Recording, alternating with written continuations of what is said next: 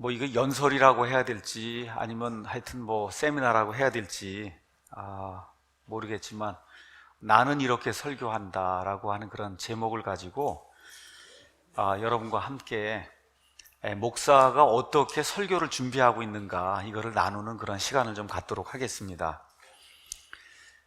지금부터 한 3개월 전 8월 29일 날 월간 목회라고 하는 그 잡지에서 저에게 이메일을 보냈어요. 그래서 그 이메일에 뭐라고 이제 저한테 이야기를 했느냐, 나는 설교 준비를 이렇게 한다는 제목으로 글을 써주시오 하고 이메일이 왔습니다. 그리고 아예 구체적으로 내용은 설교 준비의 전 과정을 소개해 주십시오. 착상, 본문 선택, 주제, 제목 잡기, 작성 시간과 장소, 예화 발굴과 선택, 참고 도서, 리허설, 그 다음에 선포 후에 원고 관리, 기타 특별한 부분도 언급해달라. 근데 언급해달라고 얘기했는데 A4로 3장을 써달라는 거예요. 3장 안에 이걸 다 넣어달라는 거예요. 하여튼 뭐 일단은 받았는데 거기 이렇게 이제 있어요. 월간 목회라고 하는 건 이런 데다. 목회 정보 교환과 목회 자료 제공, 효율적인 현대 목회의 연구와 개발, 참 지도자를 위한 교회 부흥 촉구를 목적으로 발행되는 잡지다 하고 이제 본인들이 이렇게 소개를 했습니다. 근데 제가 월간 목회라는 걸 이제 처음 들어보니까 월간 목회가 뭐지 하고 이제 가서 좀 찾아봤습니다. 그랬더니 1976년부터 이렇게 발행이 돼서 대다수 이제 목사님들이 알고 있는 그런 목사님들 세계에서는 유명한 그런 잡지고, 목사님들에게 이제 설교, 주로 이게 월간 목회니까 설교하는 거, 목회하는 거에 대한 어떤 그 지식을 가르쳐 주는 이와 같은 그 잡지인 것 같습니다. 그래서 사실 저는 독립교회 목사고, 그래서 교계에서 아니면 다른 교단에서 뭐 무슨 일이 일어나는지 전혀 알지 못하고, 아시다시피 이제 파트타임 목사입니다. 이제 주일날만 또 금요일날 저녁하고 이렇게 이제 목회를 하고 이러다 보니까 뭐 이런 잡지가 있는지 뭐 있는 건지 전혀 몰랐어요. 그래서 처음에 이 이메일을 받고 사실 제가 잘못 온 이메일인가 보다 이렇게 이제 생각을 하고 제가 직접 전화를 했어요. 왜 이런 이메일이 내게 왔냐. 그렇게 이제 물었어요. 그래서 제가 나한테 부탁한 게 맞냐, 나를 아느냐, 제가 이렇게 좀 이야기를 했습니다. 의아하니까 어떻게 나 같은 사람에게, 교계에 뭐 전혀 알려지지도 않은 그런 사람에게 이런 걸 묻는가. 또 제가 나중에 이제 가서 이렇게 보니까 장로교회에 뭐 보통 장자교단이라고 하는 이 합동 그 총회에 속한 이와 같은 그 목사님이 이제 운영을 하는 그러한 그 출판사였습니다. 그래서 이건 맡은 분에게 어떻게 저를 알았느냐 그렇게 얘기를 했더니 잡지사 총책임 맡은 이제 발행인 그 목사님이 저한테 연락해서 원고를 받으라고 그렇게 이제 해서 그래서 연락을 하게 됐다. 그래서 제가 좀 찾아보니까 여러 개 그 출판사를 운영하더라고요. 이거 월간 목회도 있고 신망의 무슨 출판사도 있고, 또 그 다음에 크로스웨이 성경연구, 그런 거 좀 들어보신 적 있으시죠? 그 크로스웨이 성경연구 이렇게 그런 것들 내는 하여튼 뭐 교단에나 아니면 교계에서는 꽤 알려진 그와 같은 그 출판사였습니다. 하여튼 뭐 어찌된 일인지 모르지만 원고 청탁이 좀 들어와서 이왕 뭐 들어왔으면은 그러니까 12월 호에 내려고 하니까 9월 말까지 이제 좀 써달라, 이제 한 달 여유를 줬어요. 그래서 한번 뭐 지금까지 설교하면서 어떻게 준비하고 이런 걸 한번 얘기할 그런 필요도 있었는데, 마침 또 이렇게 원고 청탁까지 좀 들어오고 그랬으니까 그냥 간단하게 좀 적어서 줘야 되겠다, 이렇게 이제 생각을 했습니다. 이유는 몰라요, 어떻게 저를 연락을 했는지. 다만 우리의 그 미디어 사역이 성장하고 있는 거를 보여주는 반증이 아니겠는가. 그래서 지금 우리 교회 사이트 그 유튜브에 구독자가 한 4만 7천 명 정도 지금 돼 있어요. 제가 뭐 정확하게는 모르지만 우리 성도님들이 이야기하는 걸로 봐서는 단일 교회로서는 유튜브 구독자가 한국에서 가장 많은 그런 교회다, 이렇게 지금 어떻게 하다 보니까 이렇게 성장을 했습니다. 또한 지금부터 한 10년 반쯤 전에 우리가 9명으로 이렇게 시작을 해서 지금 한 600명 이렇게 넘어가는 그런 교회가 됐고, 또 지난 한 1년 동안 예배당을 건축을 해서 그래도 본당에 한 1100명 정도 앉고 중예당이 있고 뭐 이렇게 다 하면 한 번에 뭐 한 1800명 정도 이렇게 예배 드릴 수 있는 이런 예배당 공간을 또 이렇게 우리가 이제 지었잖아요. 그러니까 저는 그거에 대해서 그렇게 깊이 생각을 하지 않는데, 이렇게 교회에 오래 다니시고 뭐 장로님도 하시고 그런 분들이 우리 교회에 오시잖아요. 그러니까 어제 한 분이 또 그런 이야기를 하더라고요. 이게 교회 센세이션하는 그런 뉴스다. 10년 동안에 교회가 이렇게 성장을 해서 이런 예배당을 짓고 한 거, 이런 게 뭐 우리에게는 별거 아닌 것 같은 그런 건지 몰라도 목회하는 그런 사람의 입장에서는 이게 상당히 그 뭐라 그럴까, 원하는 어떤 거를 이룬 그런 사례가 이제 될 수 있다. 이러다 보니까 아마 우리가 이제 독립교회임에도 불구하고 이렇게 사람들이 찾는 것이 아니냐. 그래서 결국 원고 청탁까지 들어오는 것이 아니냐. 하여튼 우리가 킹제임스 성경을 쓰는 것도 아마 아실 거예요. 이럼에도 불구하고 이렇게 또 성경 사역을 방해하는 그런 일들도 있고 이렇게 이제 하는데도 불구하고 우리의 일들이 이렇게 퍼져나가고 있는 이와 같은 반증이 아닌가 하는 그런 생각을 좀 하게 됐습니다. 여하튼 좋은 기회라 생각하고, 제가 생각하고 제가 설교를 하기 위해서 실천하고 있는 그런 바를 그걸 이제 기술을 했어요. 그렇게 했더니 이틀 전 금요일 날 이렇게 월간 목회해서 2018년 12월호 여기 180페이지부터 해서 아마 4쪽이죠. 4쪽 이렇게 이제 해서 여기 보이는 것처럼 이렇게 나는 이렇게 설교를 한다 이렇게 하고, 그 다음에 아예 제목도 이렇게 했어요. 아주 다시 찾는 설교, 그리고 영어로 리서치 프리칭 이렇게 해서 이거 본인들이 다 달아준 거예요. 뭐 제가 단 것도 아니고 이렇게 해서 사랑침례교회를 담임하고 있으며 인하대학교 기계공학과 교수로 재직을 하고 있다. 이렇게 이제 소개까지 다 하고, 하여튼 어쨌든 우리 교회, 뭐 저에게도 뭐 어느 면에서 기쁨이 되는 그런 일이지만, 우리 킹제임스 성경을 사용하는 그런 모든 분들, 또 우리 교인들에게도, 또 우리 앞으로 자라서 목회를 할 수 있는 그런 분들에게도 참 좋은 그런 그 계기가 아닌가 이런 생각이 들어서 먼저 월간 목회 발행하시는 모든 분들에게 이런 기회를 주신 거 이제 감사를 드리고, 앞으로 또 목회를 하실 분들, 또 지금 하고 있는 이런 분들에게 제가 이거를 조금 설명을 좀 한번 하는 것이 좋지 않겠는가. 이 잡지에 글도 나오고 해서, 그래서 나는 이렇게 설교한다. 부제목은 하나님을 기쁘게 하는 설교자의 특성, 이걸 가지고 제가 원고를 썼던 내용과 더불어 그 안에서 언급했던 여러 가지를 조금 좀 자세하게 설명을 하고, 원고 설명이 다 끝난 다음에는 목회자가 되려고 할 때, 설교자가 되려고 할 때 어떠한 요소가 좀 있어야지 되는가, 이거를 제가 좀 이렇게 제 경험을 바탕으로 해서 좀 이야기를 드리려고 그럽니다. 말씀드린 대로 그냥 저는 이렇게 원고만 줬는데 이분들이 제목을 다시 찾는 설교라고 이렇게 붙여줬어요. 그래서 다시 찾는 설교라고 하는 게 무엇인가 오늘 소개하는 그런 시간을 좀 갖도록 하겠습니다. 먼저 저의 그 설교 준비하는 과정, 여기 원고에 있는 걸 쭉 따라가면서 그 다음에 이제 제가 파워포인트 이거 준비해서 여러분에게 좀 보여드릴 것도 보여드리면서 조금 이렇게 부가적인 설명을, 이 원고는 뭐 짧게 이렇게 적으라고 했으니까 길게 이제 적을 수가 없고, 그래서 이제 이 내용을 좀 부가적으로 이렇게 첨가를 해서 도움이 될 수 있도록 그렇게 이제 준비를 했습니다. 목사가 되면 누구나 매주 설교를 준비하고 전달해야 되는 그런 짐을 떠안게 됩니다.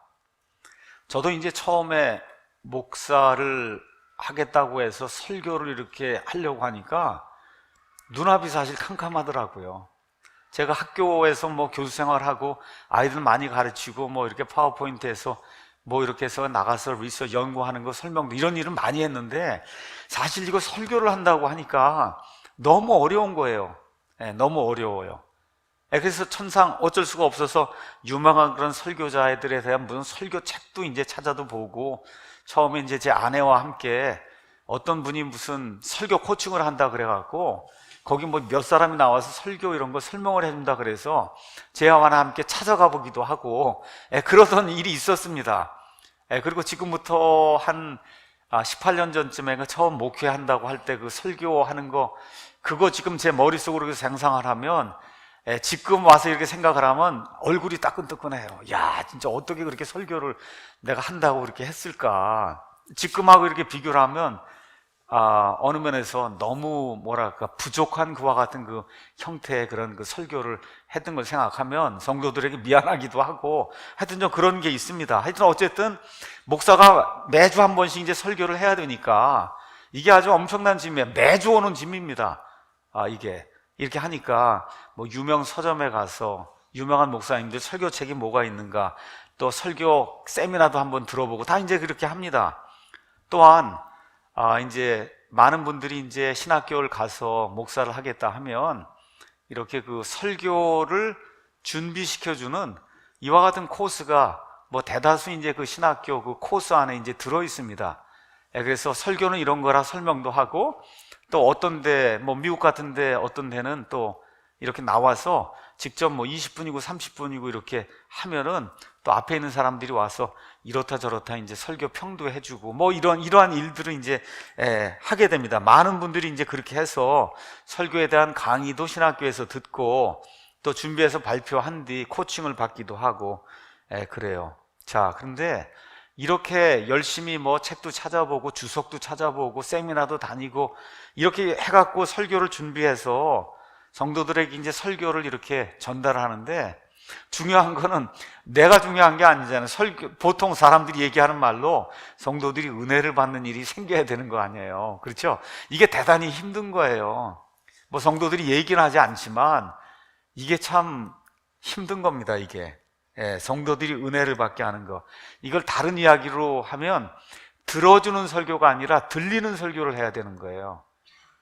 할 수 없이 들어주는 거, 매주 목사가 설교하니까 할 수 없이 들어주는 설교가 아니라 들리는 설교를 해야 되는데 이게 말이 들어주는 하고 들리는 하고 이게 비슷한 것 같아도 이게 엄청나게 틀리는 거예요. 할 수 없이 들어주는 설교가 있고 그냥 가만히 있어도 그냥 귀에 쏙쏙 들어오는 들리는 설교가 있다. 그러니까 들리는 설교를 어떻게 해야 되겠는가. 이게 이제 우리 목사들이 안고 있는 공통적인 아마 짐이라고 이제 생각을 해보면 좋겠습니다. 특별히 미국 목회자들에 비해서 한국 목회자들은 설교 외에도 새벽 기도부터 시작해서 여러 가지 미국 목사님들이 이렇게 하지 않아도 될 그런 여러 가지 그런 일들이 많아요. 신방, 교회 행정, 뭐 재정부터 시작해서 뭐 큰 교회 이런 거 하면은 그냥 뭐 회사의 CEO처럼 이렇게 돌아가는 거예요. 아침부터 이렇게 돌아가는 그런 일이.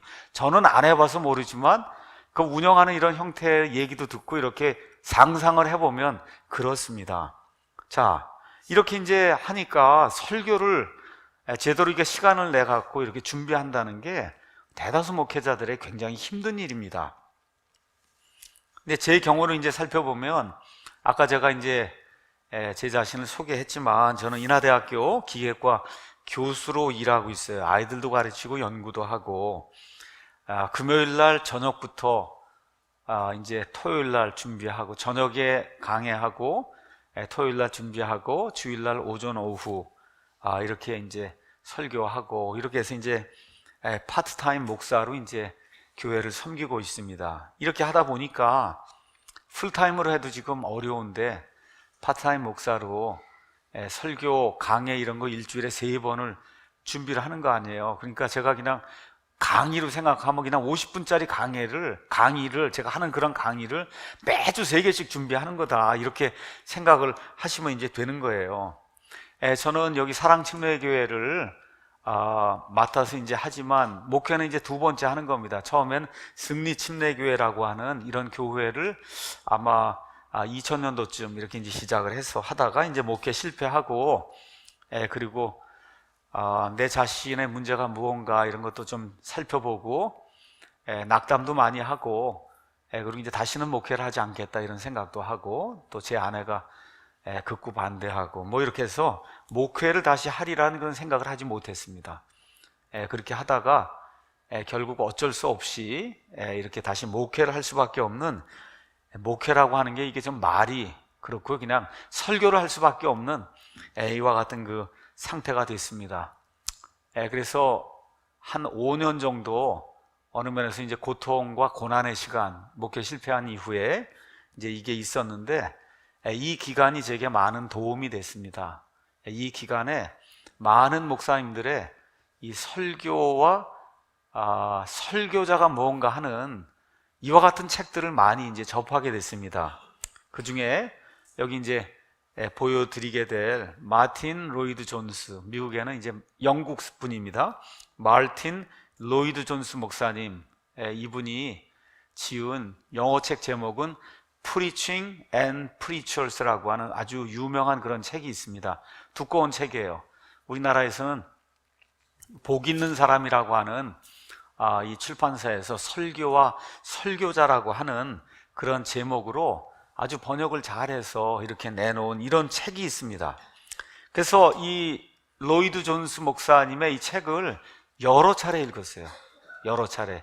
이 책이 우리나라 책으로는 16장인가로 되어 있는 것 같은데, 아마 뭐 앞에 있는 거 이런 거 다 해서 아마 총 18장인 것 같아요. 18챕터로 이렇게 이제 되어 있는데, 제가 이번에 가서 이제 찾아보니까 유튜브에 이 18개 강의가 영어로 다 이렇게 나와 있더라고요. 그러니까 로이드 존스 목사님이 이렇게 얘기한 거를 직접 영어가 혹시 되시는 분이 있으면 마틴 로이드 존스 이렇게 치시고 유튜브에 가서 Preaching and Preachers라고 치면 18개 무료로 들을 수 있는 그런 강의가 있습니다.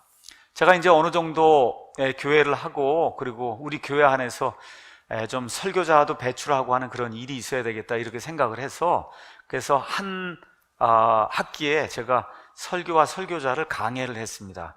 그래서 유튜브에 가서 제 이름을 치고 마틴 로이드 존스, 아니면 그냥 뭐 존스 이렇게 치고 설교와 설교자 하면 아마 17개인지 18개인지 이 마틴 로이드 존스 목사님이 이렇게 써놓은 그 책의 각 챕터를 하나하나 제가 소화를 해서 이분이 이렇게 설교를 한다 하는 거를 제가 올려놓은 그와 같은 동영상이 있으니까, 혹시 우리 한국 목회자들 중에, 아니면 목회자가 되려고 하시는 분들 중에 설교가 무엇인가 이렇게 하는 거를 좀 아시려고 하는 그런 분이 계시면, 그러면 한국말로는 그냥 부족하지만 하여튼 제가 해놓은 게 있고, 영어로는 마틴 로이드 존스 목사님 이분 자신이 해놓은 이와 같은 그 동영상이 있으니까 한번 보시면 좋겠습니다. 그래서 이 책을 읽었는데 이 책이 너무 좋은 거예요.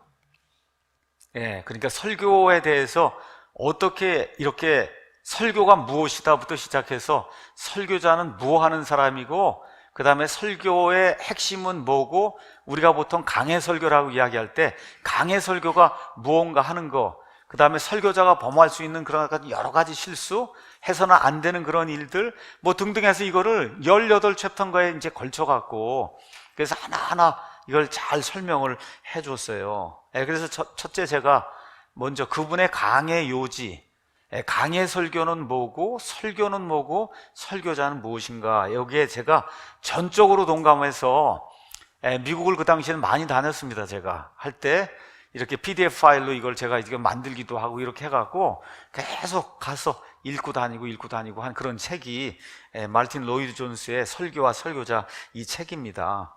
자, 강해 설교를 한다고 하니까 많은 분들이 오해하는 게 있어요. 강해 설교를 한다 그러니까 이걸 읽고는 원어를 설명하는 거예요. 원어의 이 말이 이렇고 원어의 이 말이, 여러분 그건 강해 설교가 아니에요. 그건 원어 풀이를 하는 거예요. 강해 설교라고 하는 거는 아주 간단한 겁니다. 이게 오늘 이만큼 텍스트를 이렇게 읽었을 때 이 텍스트가 우리에게 뭐라고 이야기하는가를 있는 그대로 거기 있는 거에 맞추어서 그거를 설명을 해주는 게 그게 강해 설교예요. 강해 설교라는 게 그게 어려운, 강해 설교라고 그러니까 괜히 자꾸 이렇게 어려움을 이렇게 느끼는데 사실은 뭐 그러한 어떤 특별한 게 아닙니다. 원어를 푸는 게 그게 강해 설교가 아니다. 또한 이게 주석을 다는 게 그게 강해 설교가 아니다. 이렇게 일단 말씀을 좀 드리겠습니다. 자, 그래서 어떠한 그 결론을 내리게 됐냐, 목사의 설교를 그날 들었어요.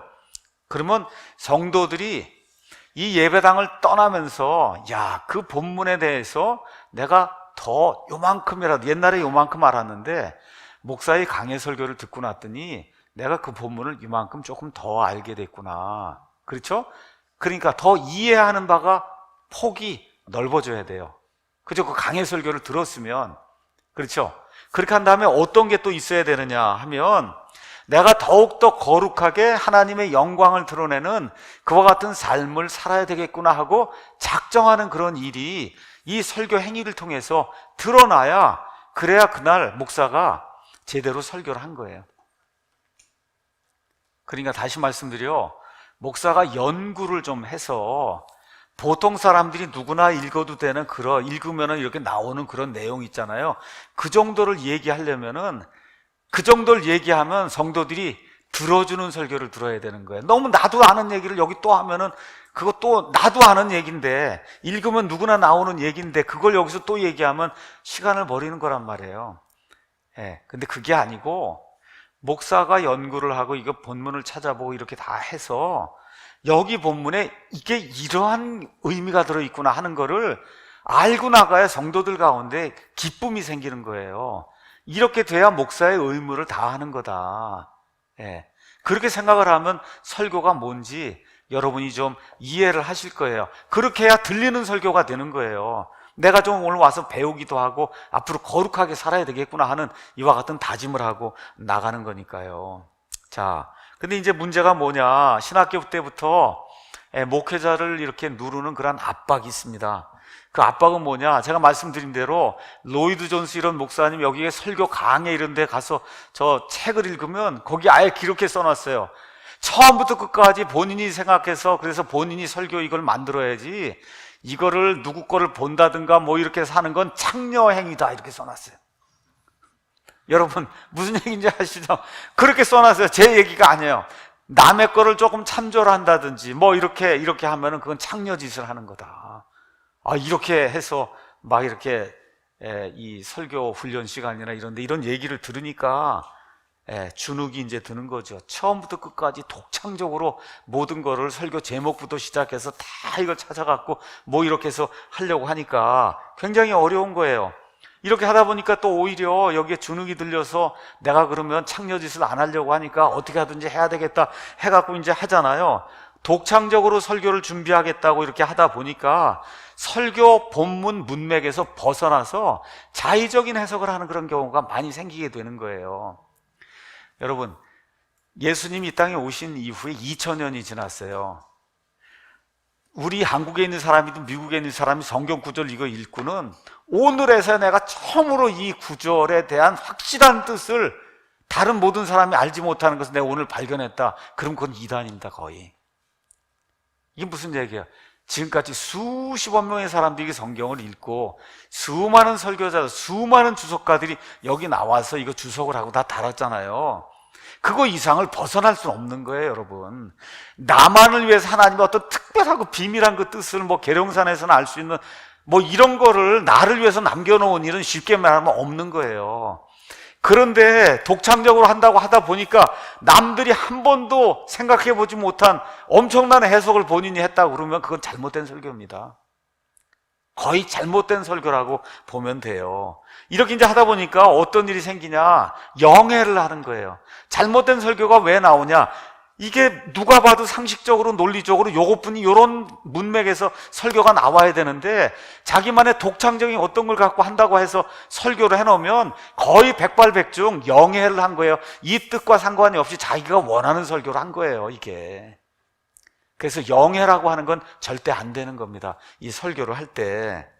자, 저는 이제 공과대학의 이제 교수로 한 30년 정도 이제 일을 했습니다. 자, 공과대학 교수의 일 중에 하나, 아마 공과대학 교수는 가르치는 게 뭐 한 15, 20%, 나머지는 연구하는 게 나머지 뭐 70, 80%가 이제 연구하는 거예요. 연구는 영어로 research 이렇게 이제 합니다. research. 자, 연구는 뭘 하는 거냐? 공과대학의 연구 얘기하는 거야. 그거는 남들이 만들어 놓은 거를 조금 더 개발을 하는 거예요. 이렇게 해서 뭐 전기청소기 뭐 누가 만들었다. 그럼 어떻게 해요? 그 다음에 조금 더 개발하고 조금 더 개발하고 조금 더 이렇게 해갖고 조금 더 편리함을 주고 가격을 낮추고 이렇게 해서 소비자들이 살 수 있도록 이렇게 만드는, 그게 연구예요. 공과대학의 연구라는 게 대개 그게 연구예요. 처음부터 끝까지 창의적인 아이디어를 가지고 획기적인 이론과 작품을 만드는 일은 노벨상을 타는 소수의 과학자들이 하는 거예요. 예.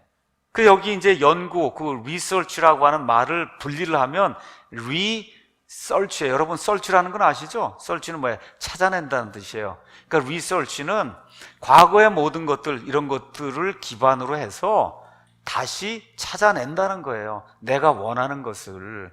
그렇죠? 그래서 여기 나오는 re라고 하는 건 다시라고 하는 그런 의미도 있고, 옛날에 이제 영어가 이렇게 발전하게 될 때 그 re라고 하는 단어를 쓰면 search를 강조할 때는 re를 붙이는 거예요. 이 re라고 하는 그런 말이 그런 거예요. 그러니까 저는 목사의 설교도 공과대학 연구교수의 그 연구하고 비슷하다, 이렇게 이제 생각을 해요. 그래서 현 시대 목회자들에게 필요한 다시 찾는 설교, 리서치 프리칭에 대해서 잠깐 여러분에게 말씀을 드리려고 합니다. 자, 많은 목회자들이 저를 비롯해서 설교를 좀 잘해야 되겠다, 이렇게 생각을 합니다. 그럼 누구나 당연한 거예요. 자기가 맡고 있는 그 직무에 그 충실하고 성실하게 신실하게 그 하는 거 중요한 거예요. 자, 그런데 일단 설교를 잘하려고 하면 성경 창세기부터 요한계시록까지 전체 문맥을 이해해야 돼요. 이 문맥의 이해가 없이 한 구절 한 구절을 빼갖고 하게 되면 거의 영해하거나 하나님이 주신 성경 전체의 문맥에 벗어난 설교를 하기가 대단히 쉽습니다. 그러니까 다시 말씀드려, 요한계시록까지 창세기까지 흘러가는 하나님의 전체적인 이 성경 말씀 메시지가 뭐냐, 이 문맥을 잘 이해를 해야 돼요. 이걸 하기 위해서 가장 중요한 것이 또 뭐냐, 신약과 구약을 분명하게 구분해야 됩니다. 신약과 구약을 구분해야 된다. 교회를 구분해야 돼요. 이스라엘과 교회를 분명하게 구분해야 돼요. 이런 구분이 이루어지지 않으면 구약시대 이스라엘 백성에게 준 그런 메시지를 신약시대 교회에 적용함으로써 은혜와 율법을 혼합하는 실수를 낳게 되고, 이를 통해 성도들이 큰 혼란을 겪습니다. 예를 들어 구약시대 이스라엘에게 하나님 주시는 축복을 가서 보세요. 너희가 내 명령을 잘 순종하면, 그러면 어떻게 돼요? 내 집에 태복이 있고 짐승을 많이 낳고, 그렇죠? 이 땅에서 너희가 번성하게 되고, 이러한 그 땅에 대한 그 축복이 신명기 5기나 잔뜩 이렇게 나와 있잖아요. 그렇죠? 여러분, 이스라엘은 땅에 속한 그러한 하나님의 백성이기 때문에 그 당시에 하나님이 살아계신다는 걸 보여주기 위해서는 하나님의 명령을 지키는 그 백성이 이 땅에서도 하나님의 축복을 받는다고 하는, 이게 주변에 있는 사람들에게 보여줘야 하기 때문에 하나님이 그런 약속을 주신 거예요. 이거를 인용해서 예수님 믿으면 무조건 잘 살고 번영한, 이렇게 나오면 이건 성경은 잘못 이해한 거예요.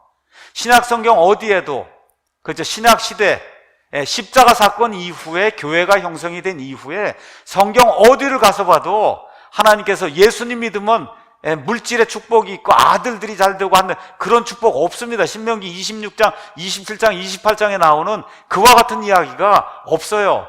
저와 여러분이 하나님에게 받은 유일한 복은 하늘의 처소들에 있는 복이에요. 영적인 복이에요. 그건 100% 예수님 안에 들어오면 받는 겁니다. 그런데 잘 살 수도 있어요. 물질적으로 잘 살 수도 있고 못 살 수도 있어요. 우리가 이번 주에, 지난주에 바울 영화 봤지만, 여러분, 바울이 우리 소위 얘기하는 오순절 이와 같은 그 번영신학에서 이야기하는 그런 관점에서 보면 바울의 삶이 행복한 삶입니까?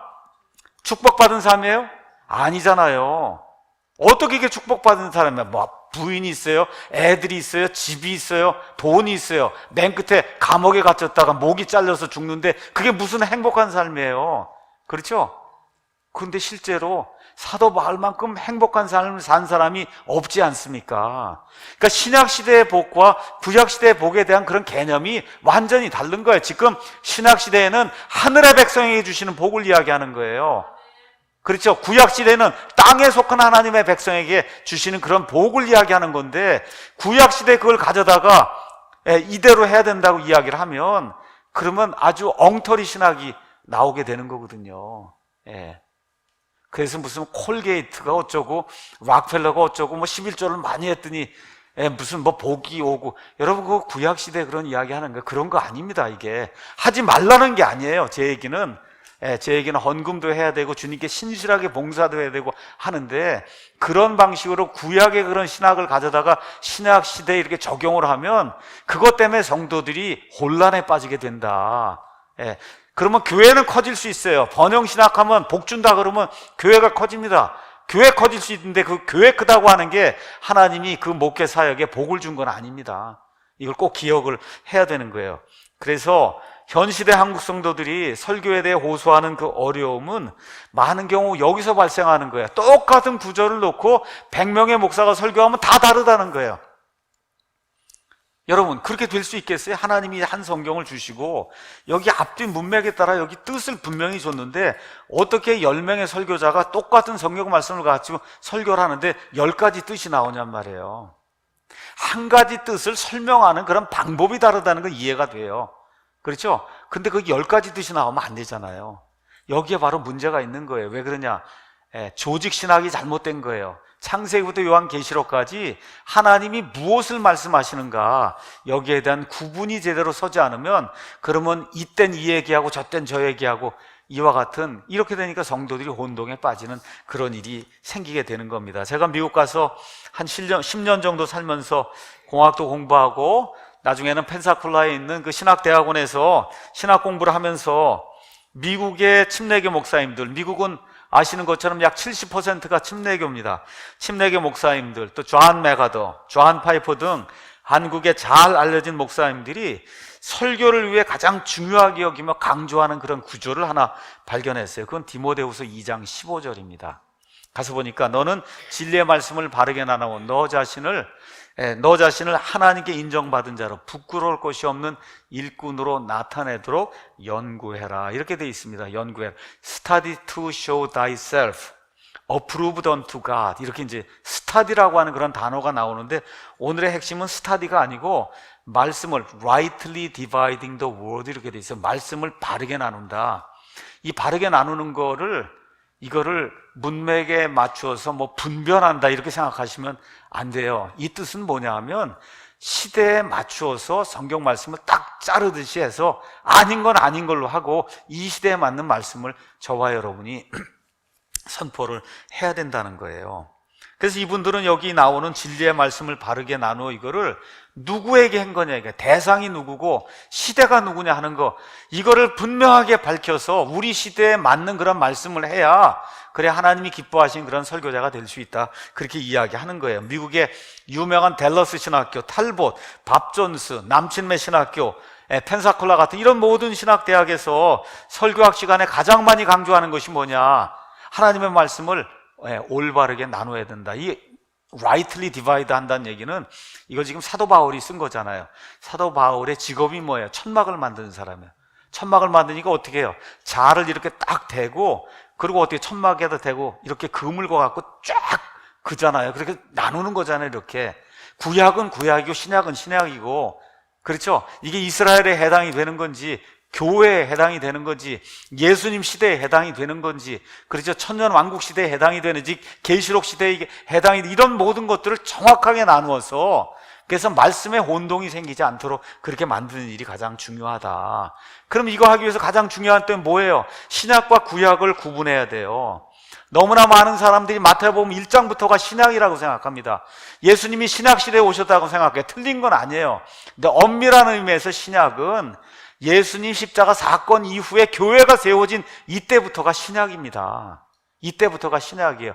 이걸 이해하지 못하고 마태복음에 나오는 이와 같은 구약 시대의 그 유대인들에게, 여러분 십자가 사건 전까지 구약이에요. 이걸 가지고 자꾸 이렇게 하면은 그럼 어떻게 해요? 행위구원처럼 들리는 그런 설교를 하다가 또 로마서 가면 은혜로 된다 그러고 이렇게 왔다 갔다 하니까 성도들에게 어려움이 생기는 거예요.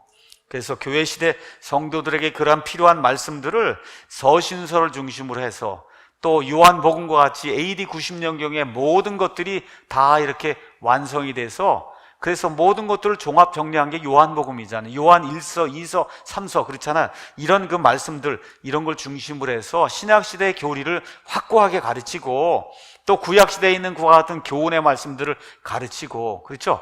예수님의 그와 같은 그 말씀들을 문맥에 맞게 잘 가르치고 이와 같이 하는 그런 일이 필요하다. 이게 대다수 유명하다고 하는 그런 목사님들이 취하는 그런 설교 방법이에요. 제가 이제 킹제임스 성경을 번역했기 때문에 어느 면에서 어떤 사람들보다 성경을 많이 읽었습니다. 그런데 분명한 것은 로이드 존스 아니면 찰스 스펀전, 존 메가더 같이 타고난 설교자가 아니에요. 이런 사람이 노벨상 타는 사람과 비슷한 사람들이, 이런 분들은 앉아서 창의적으로 이렇게 할 수 있는 분들이에요. 근데 저는 그냥 공과대학의 엔지니어입니다. 엔지니어.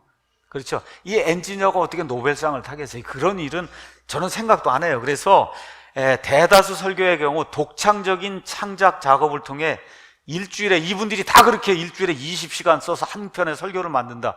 그러면 그냥 신학교 다닐 때 그런 얘기 듣고 나중에 목회자가 된 다음에 마음에 굉장히 부담감이 있는 거야. 20시간을 해야 된다고 배웠는데, 야, 이거 아무리 생각하면 뭐 3시간, 4시간의 설교를 만드니까 나는 창녀짓을 하고 있구나.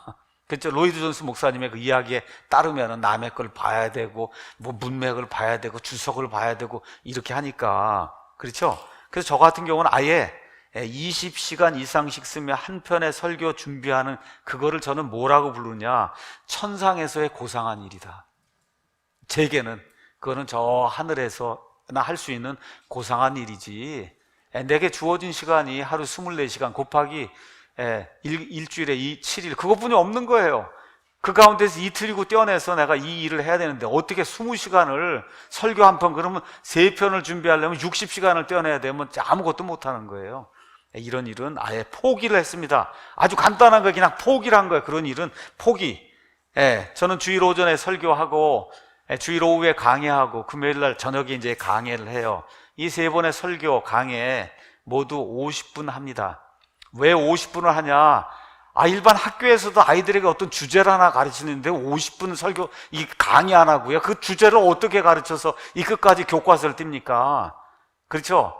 그러니까 잘 준비를 해서 50분 정도를 해서 그날 확실하게 이 말씀이 뭔가를 알 수 있도록 그렇게 하는, 그냥 제 독창적인 그와 같은 그 설교를 하고 있는 거예요. 그래서 이 3번을 다 저 혼자의 그 독창적인 이와 같은 그 천상의 고상한 작업을 통해서 하는 일은 그건 불가능하기 때문에 아예 포기를 했어요. 그러면 어떻게 하느냐? 위얼스비 목사님, 현 시대 21세기, 지금 연세가 제가 보니까 1929년생인가 그러세요.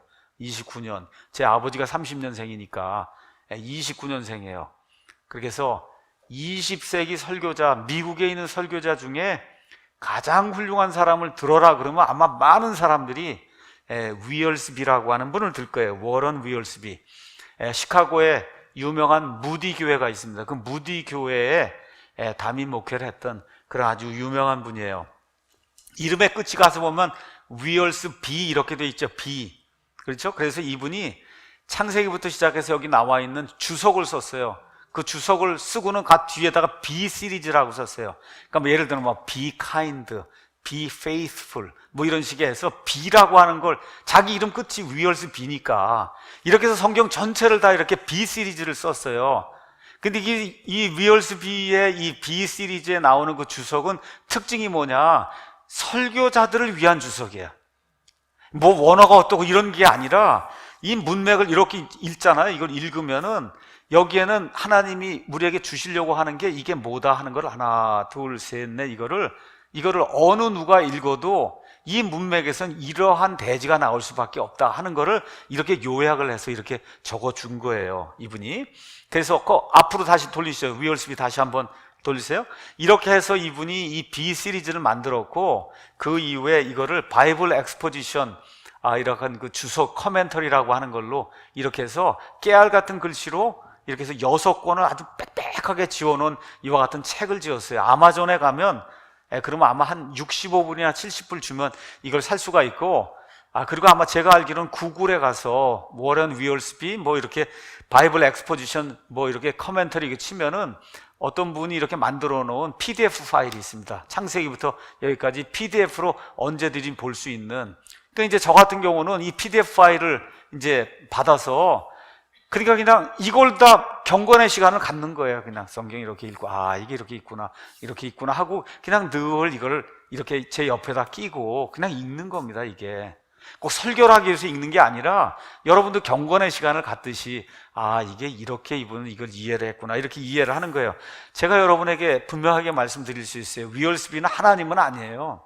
그러니까 저 안에 실수도 있고 자기 나름대로의 뭐가 있어요. 그 동의하지 않는 그런 부분이 저도 분명히 있어요. 근데 분명한 거는 제가 읽어본 그런 많은 그런 주석들 가운데 설교자들이 설교를 할 수 있도록 만들어 놓은 그 주석 중에서는 제일 좋은 주석이에요. 그러니까 문맥에 벗어난 이야기를 거의 하지 않습니다. 문맥에 벗어난 이야기. 그렇죠? 그러니까 제가 어떤 설교를 준비해야 되겠다 하면 많은 경우 일단은 위얼스비가 여기에 대해서 뭐라고 이야기를 했는가를 이걸 한번 일단 읽어보는 거예요. 저도 성경을 많이 읽고 지금까지 뭐 했으니까 이 내용은 대충 이거다 누가 그걸 모르겠어요. 그렇잖아요. 그런데 이 분들은 어떻게 생각을 했는가, 그러니까 리서치를 하는 거예요. 쉽게 얘기하면 다시 찾는 거예요. 남들은 과거의 유명한 설교자들이 여기에 대해서 뭐라고 얘기했는가. 그 다음에 이제 제가 참조하는 게 Preaching the Word라고 하는 이 커멘터리가 있습니다. Preaching the Word. 이거는 미국에도 크로스웨이라고 하는 그런 그 출판사가 있는 것 같아요.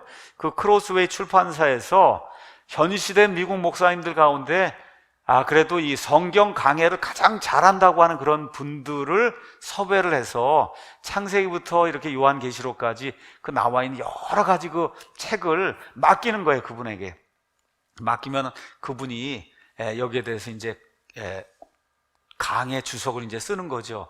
제가 옛날에 한 40번에 걸쳐서 예레미야 강해 설교를 했습니다. 그 예레미야 강해 설교하면서 제가 이야기했어요. 저는 이 책을 중심으로 예레미야를 강해를 하겠다. 그렇게 이제 이야기했거든요. 그러니까 어떤 교과서를 가지고 하는 거예요. 교과서를.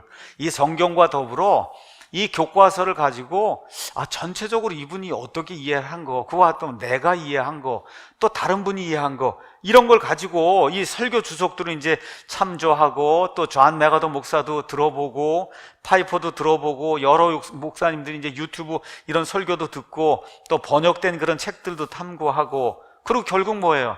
내가 우리 교회 성도들에게 또 우리 한국 실정에 맞게 내가 주어야 될 메시지가 무언가 이 안에서, 그렇잖아요. 연구를 하는 거니까. 그러면 그래도 어떠한 그 지적인 능력이 있고 그러면 그게 나오지 않겠어요? 그렇지 않습니까?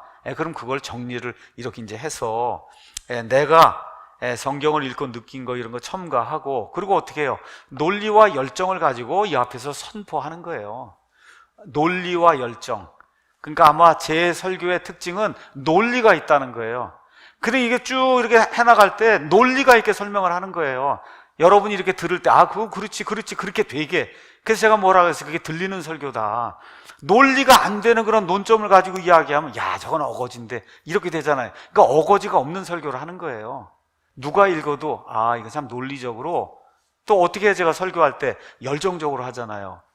그렇죠? 그럼 무슨 얘기예요? 내가 은혜 받은 거를 내가 여러분에게 같이 나누려고 합니다. 이러한 그 심정을 가지고 이제 설교를 하는 거예요. 이제 소프트웨어 좀 소개를 하도록 하겠습니다. 자, 그러면 위얼스비 목사님이란 책도 있고, 그 다음에 이 프리칭 더 월드 이만큼 있고, 매튜 헨리 주석은 이만큼 해요. 이만큼. 제이미슨, 여러 사람들이 써놓은 그런 주석들, 이걸 다 모으려면, 옛날에 제가 30년 전인가 여기 한국에 들어올 때 그거 다 책을 사갖고 들어왔어요. 책장에 책이 엄청나요. 설교하려고 하면서 읽어봐요. 요새는 이제 그런 시대가 아니고, 그래서 제일 먼저 소개하는 게 이제 PC 바이블, 스타디 바이블 소개해요. biblesoft.com이라고 하는데 들어가면은, 그러면 PC 스타디 바이블이라는 게 있습니다. 여기 이왕 사면 제일 좋은 걸 사야 돼요. 700불인가 주고 사면은, 그러면 전 세계 유명하던 사람들이 했던 모든 커멘터리, 여러 종류의 이 설교할 때 필요한, 예를 들어 제가 지난번에도 소개했던 비블리컬 일러스트레이터, 이거 하다 보면 좀 예를 설명해야 되잖아요. 근데 그 예를 저는 정말 구글이니 이런 거 찾아갖고 콜게이트가 어때, 이런 예는 저는 사용하지 않습니다. 어떻게 이왕이면 그래도 성경에 나와 있는 그런 예를 찾아서 이렇게 해야 은혜가 좀 더 되는 것 같아요. 저는 이제 그런 거 하려면 비블리컬 일러스트레이션, 여러 가지 것들이 저 안에 이제 들어있어요. 또 아까 제가 말씀드린 위얼스비의 그 B 시리즈 전체가 다 들어있고, 이제 그래서 이 PC 스타디 바이블은 제가 아마 미국에 있을 때 샀던 것 같아요. 미국에 있을 때. 그러니까 제가 여기 들어온 지 한 27년이가 됐으니까 27년 전부터 저걸 사서 계속 업그레이드를 하는 거예요. 업그레이드 할 때 뭐 100불이고 주고 3년이고 5년이고 있다 하면 평생도록 한 번 투자하면 그냥 100만 원이고 한 번 투자를 하면 그냥 평생도록 내가 갖고 있는 겁니다, 이게. 이런 게 하나가 있고, 그 다음에 워드 서치 바이블이라는 게 있어요. 워드 서치 바이블. 여기 이 워드 서치 바이블 안에 아까 제가 설명을 드렸던 프리칭 더 워드라고 하는 커멘터리가 저 안에 들어 있습니다. 그리고 이 안에도 과거에 그 선진들이 모아놨던 그런 유명한 그런 설교나 이런 모든 것들이 그냥 수백 톤이 들어 있습니다. 저 안에. 다 보지도 못해요. 뭐가 있는지도 몰라요. 그러니까 내가 원하고 내가 필요한 그런 부분들만 이걸 보고 이제 찾아서 이제 하는 거야. 다양한 주석이 있고. 그러니까 제가 성경을 문맥에 벗어나지 않게 그렇게 하려고 여러 사람들의 글을 읽는 거예요. 그리고 내가 요약을 하고 내 것과 함께 여러분에게 이제 전달을 하는 거예요. 자, 그 다음에는, 자, 그러면 나는 이거 소프트웨어 이런 거 말고 다른 데서 좀 쉽게 좀 찾아봐야 되겠다. 넘겨주시죠. 그러면은 온라인에 가면은 온라인에 bible.org라고 하는 이런 사이트가 있어요. bible.org. 여기 가면 많은 목사님들이 올려놓은 설교가 이 안에 들어있어요. 뭐 추수감사 설교, 뭐 그다음에 뭐 이렇게 크리스마스 설교, 뭐 이런 절기에 관련된 그런 설교도 있고, 그것뿐만 아니라 하여튼 성경별로 주제별로 제가 알기에 아주 수천 편의 어느 면에서 주옥과 같은 그런 설교가 이 안에 들어 있습니다. 그래서 어떨 때는 제가 또 여길 찾아가서 예를 찾든지 뭘 하기 위해서 이게 bible.org를 들어가서 그래서 제목을 치고 뭐 크리스마스에 대해서 내가 좀 무언가를 얻어봐야 되겠다 하면은 크리스마스를 치는 거예요. 그럼 거기 크리스마스 관련해서 나와요. 그러면 내가 생각하는 것 이상으로 여러 가지 모티브를 가지고 이렇게 만들어 놓은 그런 설교가 있잖아요. 그걸 보고 이게 이렇게 좀 설교를 해야 되겠구나. 고리타분하게 매일 똑같은 게 아니라, 그러니까 풍성해지는 거예요, 이게. 이렇게 찾아보니까 이게 이렇게도 보고 이렇게도 보고 크리스마스도 이렇게 설교를 하는구나, 이런 아이디어를 제가 갖는 거예요. 자, 그 다음에 이제 두 번째 가면은 어떤 게 있냐, 우리 존 파이퍼 목사님이 운영하는 desiringgod.org라는 게 있어요. 하나님을 추구하며 desiringgod.org라고 하는 이와 같은 그 사이트가 있습니다. 이 안에 우리 파이퍼 목사님이 이렇게 해놓은 설교, 그 다음에 팟캐스트, 그 다음에 글, 또 그분과 관련된 이런 분들이 적어놓은, 여기도 그냥 수천 개의 좋은 그런 뭐 설교집이라든지 설교문이라든지 아니면 이런 그 간단한 이런 요약을 해놓은 이런 것들이 그 안에 이제 들어있는 거예요. 제가 지난주에는 부모와 자식 간의 관계, 그렇죠? 고통을 이기고 어떻게 살아야 되는가, 그거 여기 설교 거기에서 따서 한 거예요. 거기에 가서 그 모티브를 가지고 거기에서 찾아서 한 거예요. 그러니까 연구를 하는 거예요. 그러니까 지난주 같으면 이제 설교를 제가 한 50분 했다고 하면 제가 독창적으로 한 게 한 25에서 30분 정도 되고, 그 안에 그 고통을 이기는 그런 방법에 대해서 한 건 한 15분에 20분은 거기 텍스트를 내가 사용을 해서 내가 소화를 해서 그대로 이렇게 발표를 하는 거예요. 그러니까 성도들이 이렇게 들었을 때 설교가 항상 지루하지 않은 거예요, 쉽게 얘기하면. 왜냐하면 목사의 머릿속에서 나올 수 있는 거 한정이 돼 있거든요. 내가 보는 게 요만큼 뿐이 안 되는데 이걸 열어서 이렇게 보는 거예요, 이렇게. 그렇게 해서 과거의 선진들, 지금 하고 있는 좋은 목사님들, 이런 분들의 모든 걸 이렇게 섭렵을 이렇게 해서 같은 구조를 놓고 설교한 걸 몇 개만 이렇게 보면 이게 이렇게 해서 이렇게 좀 내가 해야 되겠구나 하는 그런 아이디어가 생기는 거예요. 이게 안 생기면 그만둬야 되는 거죠, 이건. 그건 뭐 얘기할 필요가 없는 거고요. 자, 그런데 이게 영어가 안 되는 그런 분이 있지 않습니까? 영어가 안 된다. 제일 좋은 건 일단 영어로 하는 게 제일 좋습니다. 그 위로 돌리세요. 그래서 영어가 안 되고 하시는 분은 슈퍼바이블이라는 게 있어요. 그래서 combible.com 이렇게 해서 combible.com이라는 안에 들어가면 슈퍼바이블이라는 게 있어요. 그 안에 가면 원어에 대한 모든 설명과 더불어, 저는 사실 거의 사용하지 않지만 여러 가지 무슨 그 설교에 관한 그런 것들을 한국말로 번역해 놓은 그런 것들이 있습니다. 근데 그것도 무시할 필요는 없어요.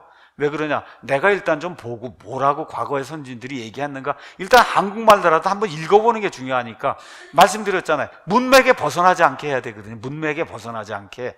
그걸 하려고 하면은 그러면 봐야 되는 거예요. 아, 남들은 과거의 선진들은 이거를 어떻게 해놨구나. 좀 번역이 좀 부실할 수도 있고 좀 그럴 수 있지만 이걸 일단 보면은 매튜 헨리도 있고 그렇죠. 뭐 여러 가지 그런 주석 한국말로 번역해 놓은 게 있으니까 일단 들어가서 한번 보는 거예요. 내가 오늘 여기 설교를 해야 되겠다. 한번 읽어보면 아, 대충 이러이러한 그 주제를 가지고 이렇게 설교를 했구나. 이걸 이제 우리가 알게 되는 거예요. 저는 이거를 다시 찾는 설교, 리서치 프리칭이다. 이제 그렇게 이야기를 합니다. 자, 왜 이런 말을 하느냐?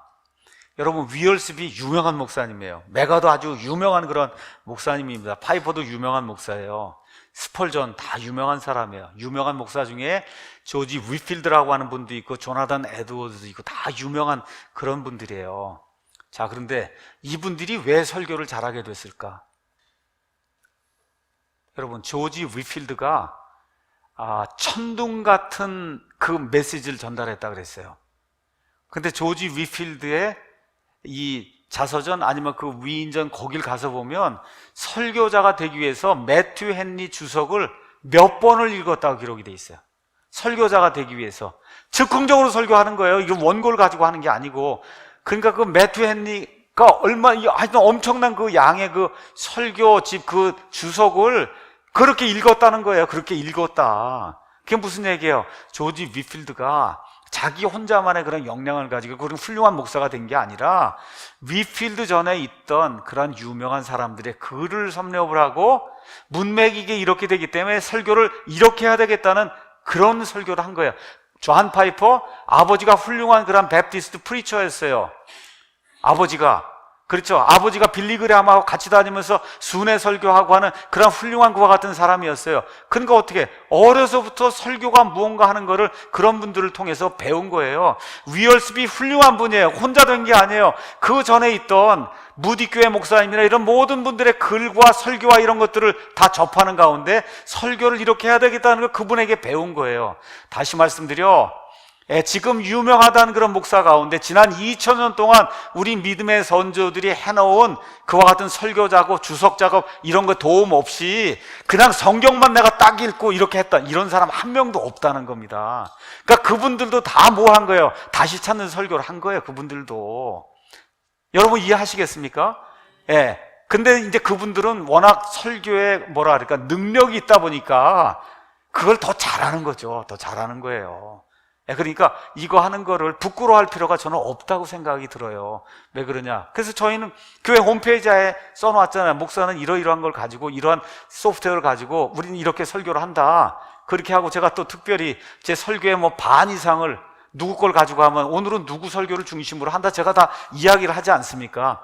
그렇죠? 이렇게 하는 게 그게 부끄러운 일이 아니다.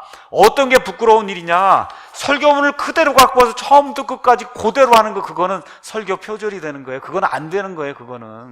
그거는 부끄러운 일이에요. 그거는 정말 로이드 존스 목사님 얘기대로 창녀짓입니다. 그거는.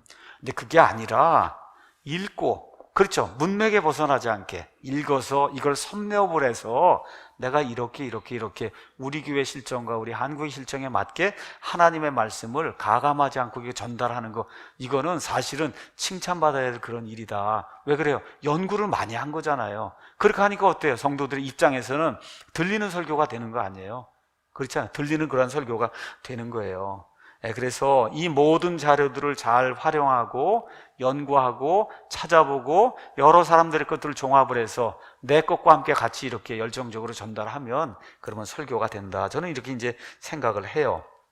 아까 말씀드린 대로 위얼스비 목사님 그 주석을 가장 많이 참고를 합니다. 사실 위얼스비를 제가 너무 좋아하고 그래서 한번 좀 유튜브에서 좀 들어볼까 하고 했는데 아마 50년대, 60년대 이렇게 되다 보니까 비디오 이렇게 녹화된 게 없어요. 다만 라디오 이게 설교를 하면서 라디오로 돼 있는 게 몇십 편이 있습니다. 그래서 이렇게 들어요. 제일 좋습니다. 네, 그러니까 이게 미국 그 설교자로서 그 근엄하게 웅장하게 뭐 이렇게 그 설교 말씀을 그냥 말 그대로 하나님의 대언자가 설교하는 듯한 그와 같은 음성의 톤이나 이런 것들이 그렇게 좋아요. 그래서 하여튼 위얼십일 좋아하고, 그 다음에 이제 파이퍼를 한번 보여주시죠. 요 근래에 제가 가장 많이 뭐랄까 참조도 하고 목회자로 존경을 하는 그런 분이 존 파이퍼입니다. 하나님의 영광을 선포하며 기독교 희락주의를 선포하는 이 파이퍼의 이런 설교를 이렇게 들으면은 그냥 열정이 느껴져요.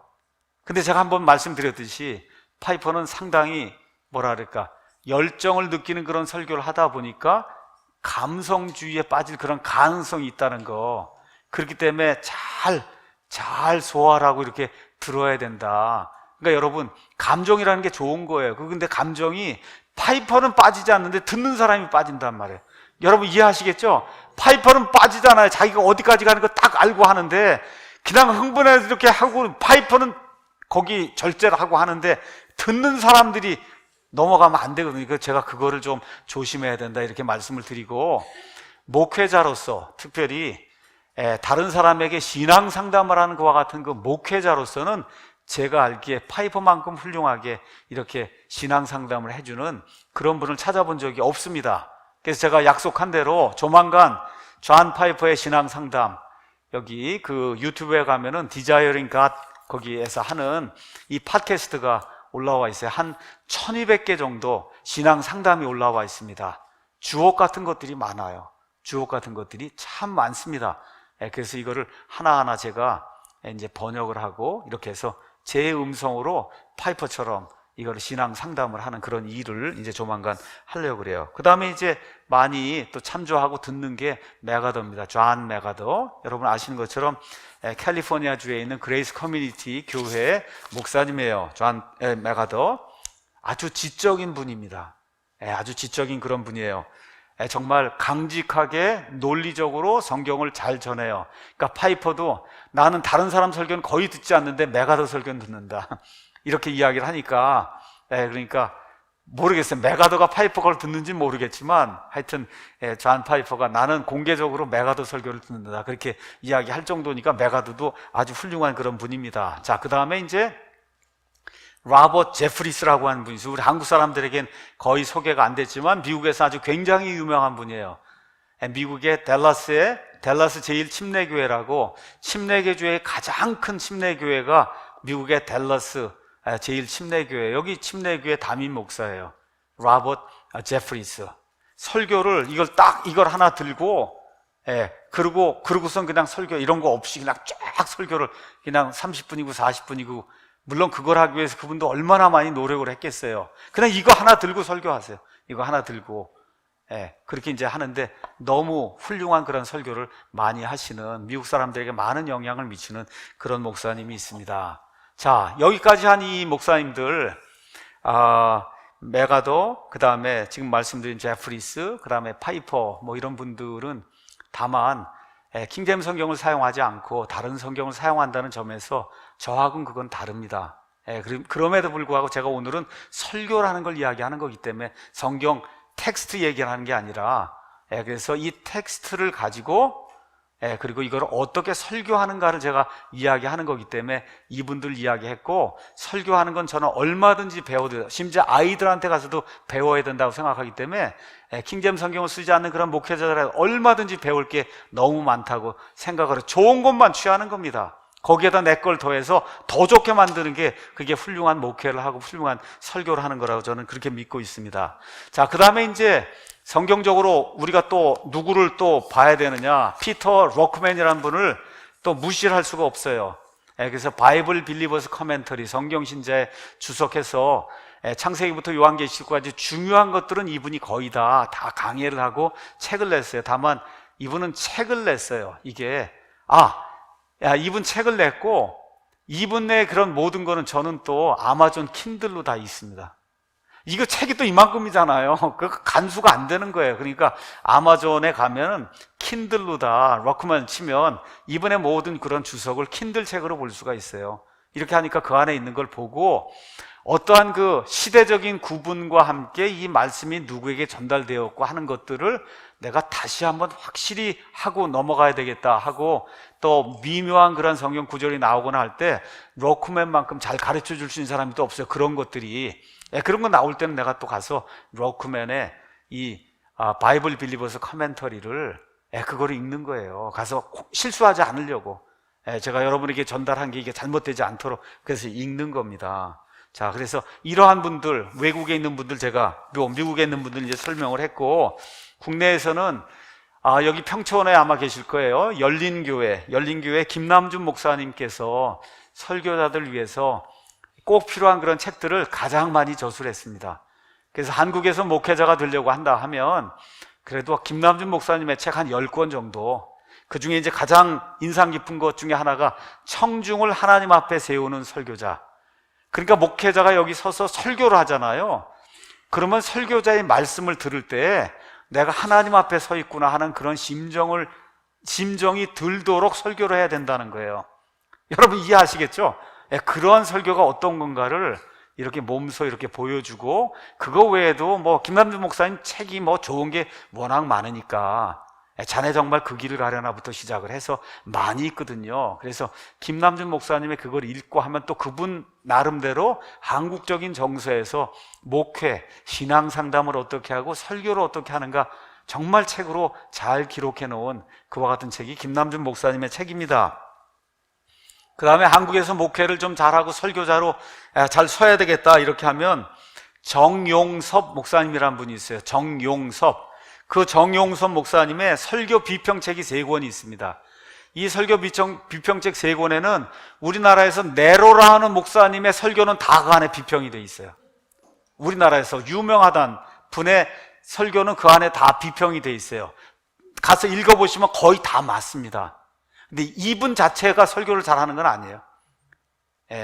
저는 이분 자체의 그건 신학은 원치 않아요. 독일 가셔서 사회주의 어떤 그러한 이러한 어떤 그 개념을 가진 그런 걸 해왔기 때문에 저는 이런 거 믿지 않습니다. 그렇지만 그분이 적어놓은 설교 비평, 제가 다시 말씀드릴게요. 그 설교 비평은 제가 봤을 때 그만큼 설교 비평 잘하기가 쉽지 않습니다.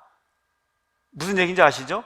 한번 읽어보시면 그럼 이렇게 하면 안 되겠구나, 이게 안 되겠구나, 그거 안 되겠구나 자꾸 느끼면 잘할 수 있는 거예요. 이렇게 이제 되는 거다. 그래서 이런 분들이 설교에 대해 기록한 책들을 많이 읽습니다. 제가 지금까지 교회에도 수백 권의 책들을 소개했어요. 또 저 자신도 책을 많이 읽었어요. 제가 많이 읽은 책 중에 다수가 뭐냐? 설교에 대한 책이에요. 어떻게 설교를 잘할 수 있냐, 어떻게 리더십을 발휘할 수 있냐 하는 그 책이 제가 읽은 책 중에 가장 많은 그런 부분을 차지합니다. 저는 이런 방식으로 제가 설교하고 있음을 교회 사이트에 공표하고 설교 시간에 늘 언급해요. 또 저 자신이 독창적으로 우리 교회의 필요에 따라 창작해서 설교를 하기도 합니다. 그렇죠?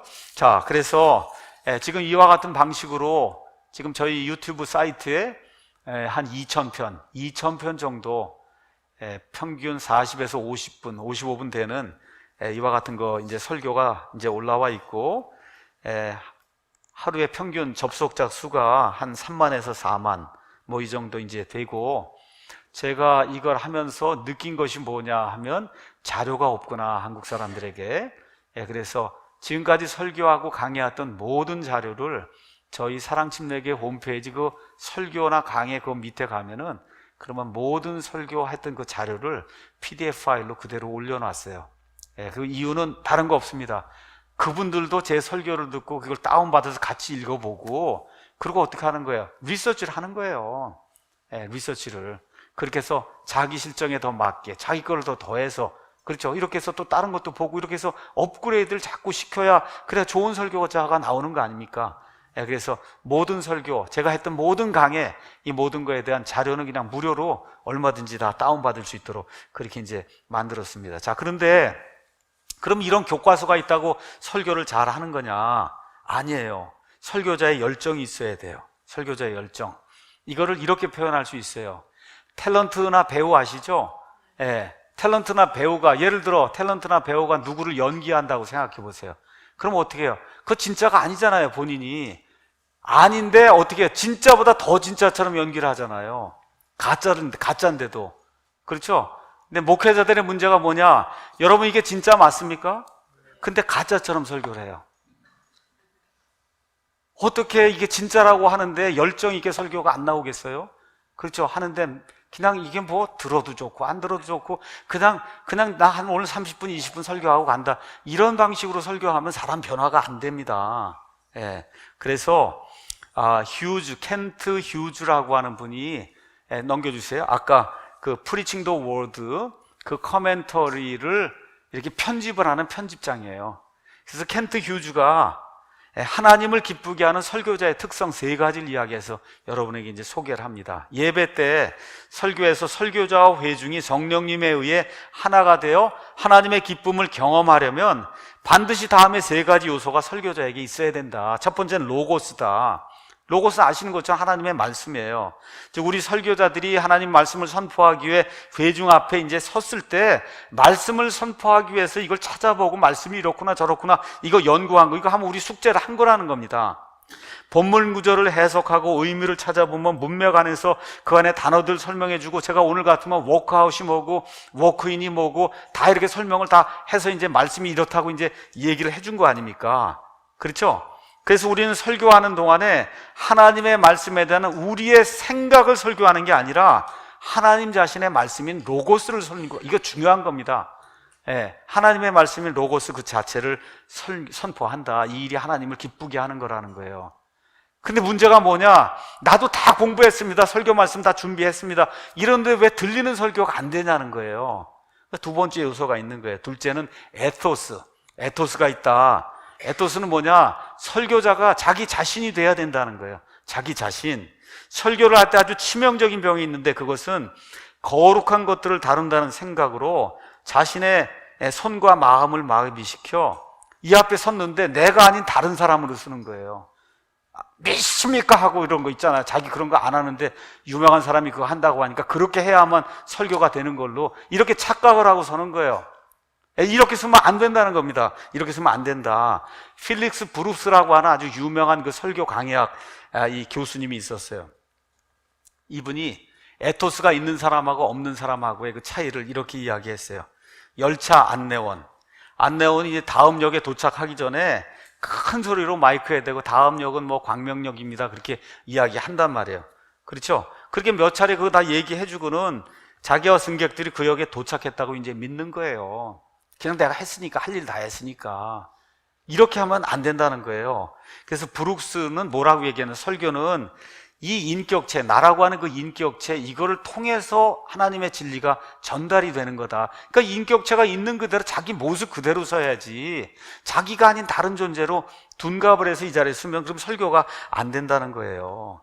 그래서 에임스라고 한 사람이 이렇게 표현했습니다. 설교가 효력을 발휘하려 할 때 성경 말씀 다음으로 중요한 것은 꾸밈없이 설교자의 마음에서 흘러나오는 에토스, 설교자 자신. 사람이 이렇게 보기만 하면 정말 하나님의 말씀을 할 것 같구나 하는 그러한 그 에토스가 나와야 된다는 거죠. 3번째가 뭐냐? 파토스, 영어로는 페이소스, 이렇게 이제 우리가 이야기하는 건데, 이거는 개인의 열정과 확신이라는 거예요. 한 번은 스코틀랜드의 철학자, 또 불신자 중에 데이빗 휴미라는 사람이 있어요. 이 사람이 조지 위필드 설교를 들으러 간다는 거예요. 그 옆에 있는 사람이 물었어요. 선생님은 예수님을 안 믿고 복음을 반대하는 사람 아닙니까? 그랬더니 데이빗 휴미, 맞아요, 저는 그런 사람이에요. 근데 저 사람은 믿습니다. 그렇게 얘기했다는 거예요. 그 사람이 저렇게 확신 있게 설교를 하기 때문에 불신자지만 거기 가서 그 사람 그걸 한번 들어보고 싶다는 거예요. 이 위필드가 가서 설교를 할 때, 영국에서 이제 미국 가서 이렇게 이제 설교를 하고 할 때, 여러분 벤자민 프랭클린 아시죠? 아주 그냥 이성적이 그런 사람이에요. 다른 사람 설교하면 안 듣습니다. 근데 위필드가 가서 그 필라델피아 가서 설교를 하면 위필드 설교를 들으러 벤자민 프랭클린이 갔다는 거예요. 여러분, 이 정도로 이 자기의 그 열정과 확신이 있어야 되는 거예요. 이렇게 돼서 로고스와 말씀과 에토스, 설교자와 그 다음에 페이소스, 파토스, 설교자의 열정, 이런 것들이 갖추어지면 그러면 들리는 설교가 이제 되는 거다. 그래서 지금까지 10년 동안 뭐 짧은 세월이지만 설교를 해왔고, 또 다른 사람들의 설교를 많이 들었어요. 이 짧은 기간을 통해 제가 몸으로 얻은 교훈 말씀드립니다. 설교자가 아무리 지식이 많고 논리적으로 진리를 제시해도 회중에게 감화를 주는 설교는 하지 못할 수 있어요. 많은 분들이 그래요. 설교자가 아주 행동도 반듯하고 가정생활도 바르게 하고 옷도 그렇게 모든 게 깨끗하고 모든 면에서 원리와 원칙을 잘 지키는데도 성도들은 그분의 설교에 감화감동을 받지 못해요. 그냥 그분이 설교회라는 딱 서기만 하면 오늘도 바르게 살라고 또 얘기하겠지.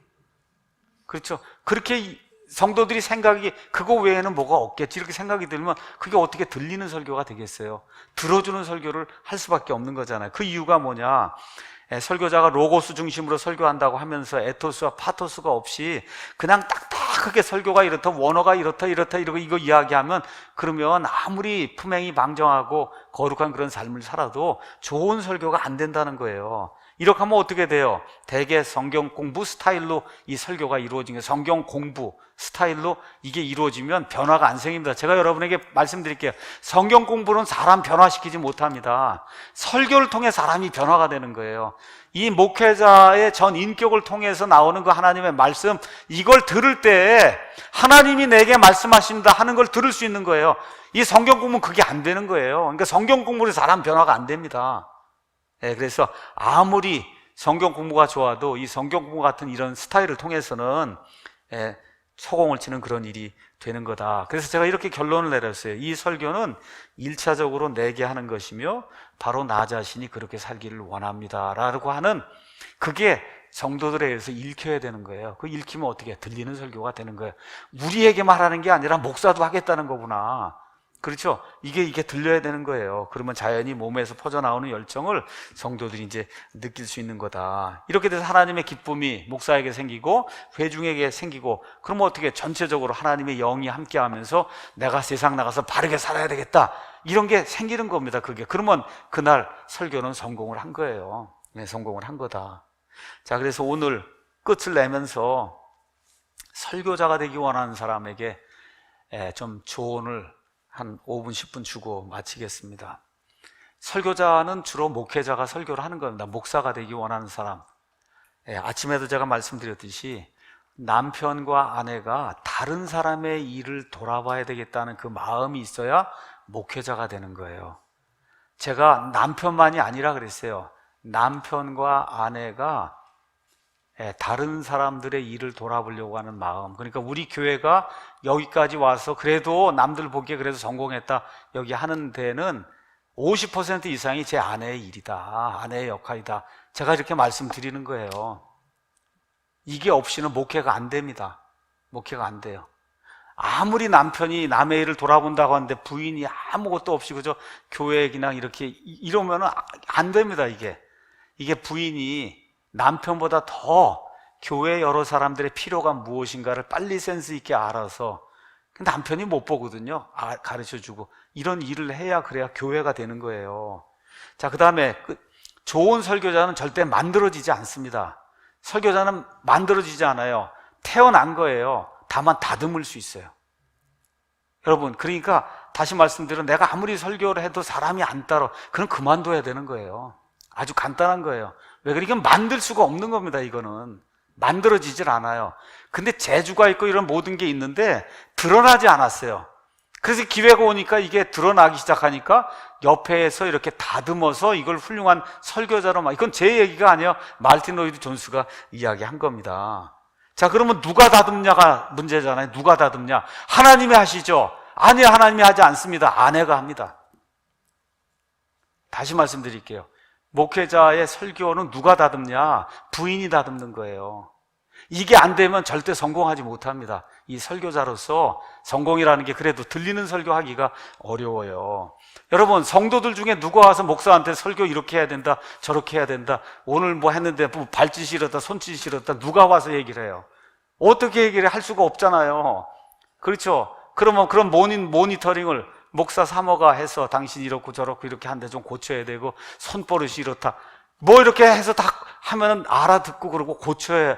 그거를 10년을 제가 해서 지금도 나쁜 버릇이 있고 뭐 혀를 날름거린다 그러고 뭐 등등 있어요. 그러면 듣기 싫어요. 저도.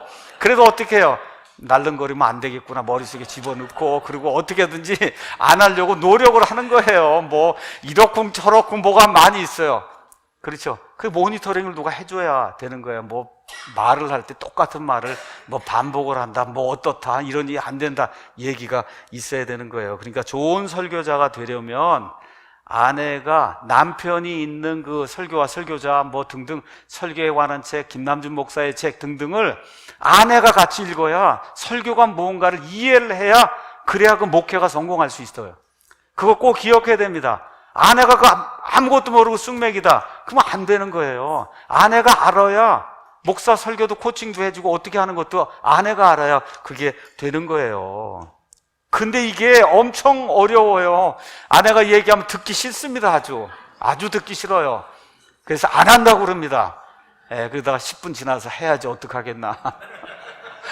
그래서 한 일주일쯤 지나서 다음 설교 때는 아유 어떻게 뭐 들어야지 어떻게 살겠나 이렇게 해서 이렇게 조금씩 이게 변하는 거예요. 그러니까 이렇게 이제 하려고 하니까 결국은 남의 설교를 많이 들어야 되는 겁니다.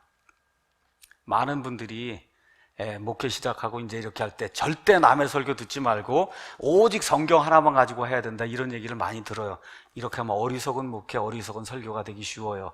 남의 설교를 들어야 이게 이분은 이런 장점이 있고 저분은 저런 장점이 있고 이거 대지를 이렇게 잡고 뭐 이렇게 잡고 이게 생각이 드는 거예요. 성경만으로 설교한다는 사람은 어리석은 사람입니다. 영해할 그런 가능성이 큰 사람이에요. 그래서 그런 걸 좀 기억하면 되고, 마지막으로 설교와 성경 공부에 대해서 잠깐 이야기하고 마치겠습니다. 많은 목회자들이 설교와 성경 공부를 오해를 합니다. 오해.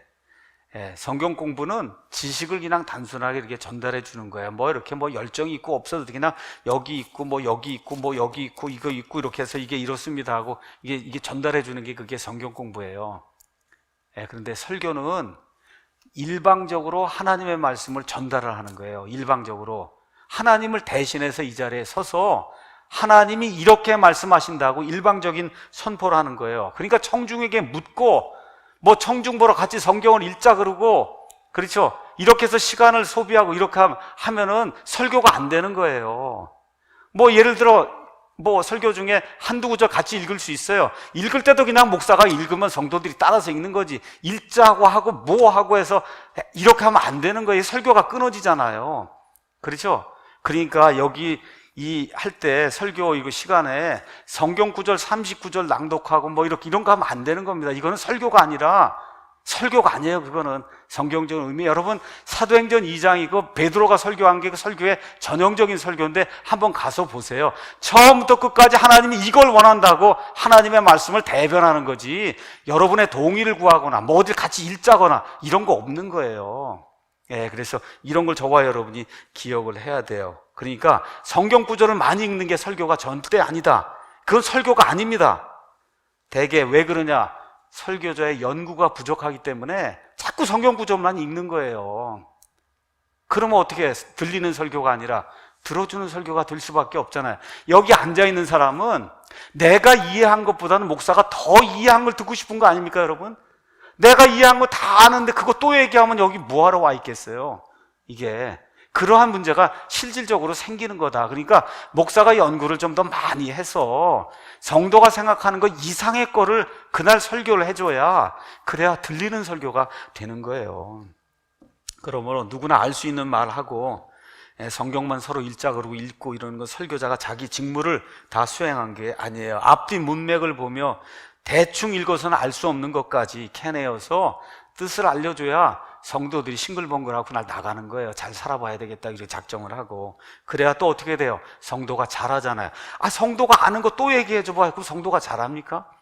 그렇잖아요. 그 이상을 가르쳐줘야 그래야 성도가 잘하는 거예요. 그래서 오늘 여기서 이제 말씀을 마치도록 하고, 다음번에는 제가 이제 설교 코칭을 이제 한번 하려고 합니다. 그 설교 코칭은 뭐냐 하면 이런 소프트웨어나 이런 거 있잖아요. 그 컴퓨터로 제가 놓고 여기다 걸어 놓고 그렇게 해서 이렇게 찾고 이렇게 하고 이렇게 하고 이렇게 하고 뭘 어떻게 한다 이런 모든 것들을, 우리 한글 소프트웨어도 있고 영어 소프트웨어도 있고 이런 것들을 좀 이렇게 여러분하고 같이 보여주면서 이렇게 하는 그러한 시간을 좀 갖도록 하겠습니다.